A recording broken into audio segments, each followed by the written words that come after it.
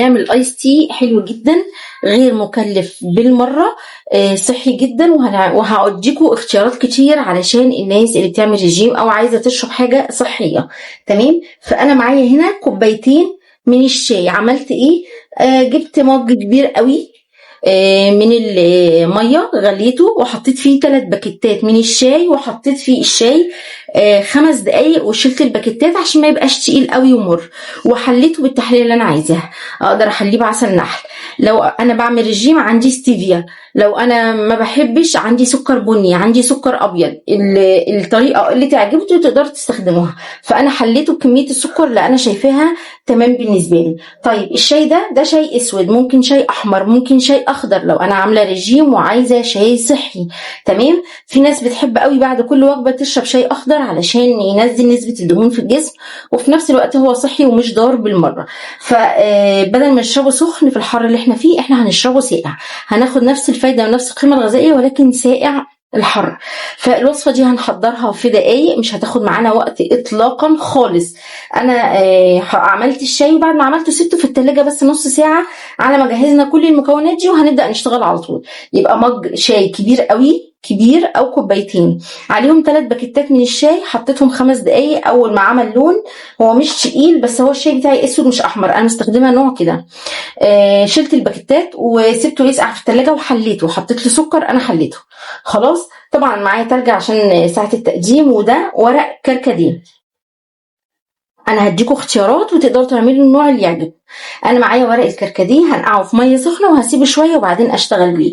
ومعايا ايه كمان؟ معايا برقوق احمر، ينفع خوخ، ينفع عنب، ينفع اي حاجه. معايا برقوق. ومعايا ايه كمان؟ معايا جنزبيل فريش انا مقطعاه ترانشات، ومعايا ليمون فريش اصفر اخضر زي ما انا عايزه، ومعايا ورق نعناع. هنعمل اكتر من نكهه، وطبعا نقدر نعمله ساده، ونقدر بدل ما نخفف بميه نقدر نخفف باي ماده صودا بيضه. بس احنا عشان مقاطعه انا مش لاقيه تحت في فتح الله يعني كانت حاجه تنفع معايا. فانا هعمل بالميه والشاي والتلج والمنكهات اللي انا عايزاها، لكن نقدر نحط بدل الميه، نبدل الميه باي صودا موجوده عندي خلاص. لكن يعني الاختيارات دي كلها احنا ممكن ناخد منها اختيار واحد بس، اللي هو شاي وميه وتلج، واشربه ساقع على كده، حلو جدا وظريف جدا. اي حاجه من اللي انا حطاها انا هعمل اطعم كذا طعم هنكههم. هعمل واحد بالليمون والنعناع، وهعمل واحد بالجنزبيل والبرقوق، وهعمل واحد بالكركديه. تمام. لكن احنا طبعا ممكن ما نعملش كل الكلام ده، وممكن نعمل بس شاي من غير اي نكهه. خلاص كده اعطيتكم كل الاختيارات. ادي الميه المغليه اهي، هحطها على الكركديه شويه بس. هو ما شاء الله النوع بتاعي كويس جدا. هينزل لون بسرعه، فانا هسيبه كده على جنب ومش هعمله اول صنف، هسيبه كده شويه. نقدر نعمل بقى اي نوع. نعمل مثلا الليمون بالنعناع المتعارف عليه عند الناس كلها. هجيب الكوب المعياري بتاعي ده، هحط فيه كام واحده ليمون. تمام. وهحط نعناع وليمون اهو خلاص، وهسيب كام واحده عشان ازين بيها الطبق بتاعي. واحاول اضغط عليهم باي حاجه. بصوا مش لاقيه حاجه، ادي السكينه من تحت، هضغط عليهم شويه بس كده، علشان الليمون فيه زيوت عطريه حلوه جدا منعشه جدا، عايزاها تطلع. خلاص هعمل كده. والنعناع كمان نفس الحكايه، ومن احلى الميكسات مع بعض الليمون والنعناع. وعلى فكره ممكن نعمل ليمون وجنزبيل برضو تحفه جدا، وصحي جدا جدا جدا، ما فيهوش اي ضرر خالص اطلاقا يعني. فانا عملت ليمون ونعناع، وهعمل الجنزبيل مع البرقوق او الخوخ، بيبقى الميكس بتاعه خطير. ساعات بنستغرب الميكسات دي، لكن حقيقي النتيجه في الاخر بتبقى هايله. خلاص انا كده ضغطتهم مع بعض كويس جدا. بعد ما عملت كده هعمل هنزل بشويه شاي. نزلت بشويه شاي صغيرين وهقلب كويس. طب انا بعمل الحركه دي ليه؟ علشان اخد النكهه اللي طلعت من كل الليمون والنعناع اللي موجوده بالنسبه لي. بعد ما اعمل الخطوه دي هجيب بقى الكوبايه بتاعتي اللي انا هقدم فيها. خلاص هعمل هحط الاول من تحت شويه ميه ساقعه. خلاص نحط شويه ميه ساقعه، ونبدا نحط بقى شريحه ليمون مثلا، وقطعه تلج، اهي، وشريحة ليمون كمان، وممكن نعناع فريش كمان. يعني انا مش هاخد الليمون والنعناع اللي انا حطيتهم مع الشاي، لا انا مش هاخد دول. خلاص بعد ما خلصت كده يعني مفيش مشكلة في التلج اهو. هبدأ بقى ايه، انزل الخليط من غير الليمون والنعناع اللي كانوا فيه.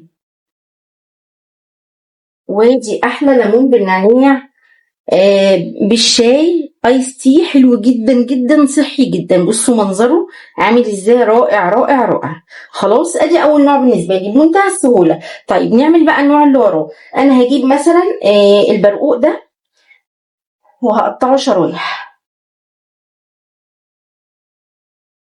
وبرده هحاول هقطع ده ترانشات كده هنا. خلاص في ناس بتحب تحط الفاكهة اللي في الايس تي، بتسلقها على النار كده بشوية سكر وحاجات زي كده. بصراحة ما بحبش كده، بحس ان الفاكهة اتهرت ومنظرها كمان مش لطيف. فانا هعمل ايه، انا حطيت شوية برقوق زي ما انتم شايفين، وممكن خوخ. هحط معاها شريحتين من الجنزبيل بس، وهبدأ اضغط برضو بالسكينة بتاعتي اهي. خلاص اطلع كل الطعم اللي موجود فيها. طبعا كل ما تكون الفاكهه مستويه مش فريش بيبقى احسن، عشان بطلع منها كل العصاره اللي موجوده فيها بمنتهى السهوله. ماشي. الجنزبيل بالذات بيطلع طعم رائع رائع رائع. يعني ايه، مش بهريهم، لكن على قد ما اقدر بطلع منهم كل العصاره اللي موجوده فيه. ماشي كده.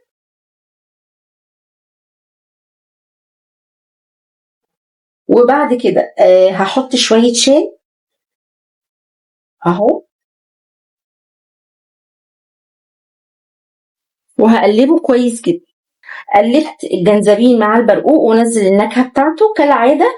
انا مش هحط البرقوق ده ولا الجنزبيل ده في العصير بتاعي. هجيب كوبايه نظيفه واحط الميه بتاعتي، واحط شرايح من البرقوق والجنزبيل، بس احط شويه تلج كده. خلاص اهو.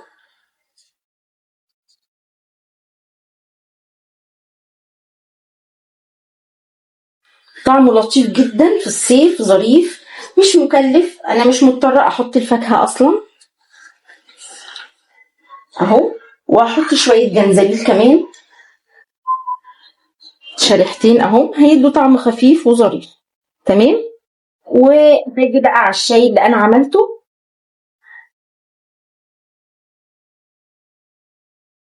ودي النتيجه، ايس تي بالجنزبيل والبرقوق، حلوه قوي قوي قوي. طيب قدامي صنف كمان هعمله بالكركديه. الكركديه خلاص، بس هو عطى لون بسرعه جدا، لان الحمد لله يعني ايه الكركديه بتاعي نوعه كويس. انا مش حاطه فيه سكر ومش حاطه فيه اي حاجه، علشان الشاي فيه سكر، فانا مش عايزه السكر كتير. هحط شويه ميه، مش هكتر. وحاولوا ما تقلوش الكركديه عشان لونه ما يطغاش على لون الشاي. هحط شويه صغيرين. تمام. حطيت شويه كركديه وشويه ميه، هنحط برضو تلج.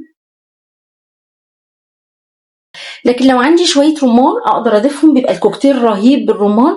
ادغدغه شويه واحط شويه رمان، برضو هيبقى شكله ظريف جدا. وابدا انزل الشاي بتاعي.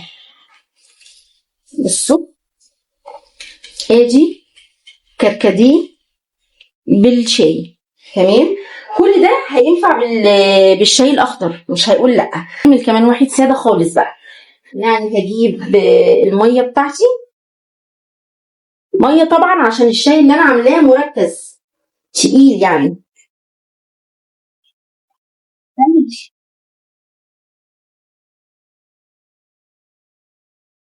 خلاص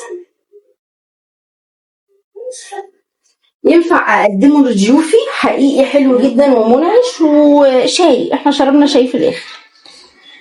خلاص يبقى ادي الوصفه بتاعتنا النهارده، شاي ايس تي ساقع ساده وده ايس تي بالكركديه وممكن نضيف له رمان، وده ايس تي بالبرقوق والجنزبيل، وده ايس تي بالليمون والنعناع. يبقى الف هنا وشفا من غير اي كلفه، من غير اي حاجه خالص خالص.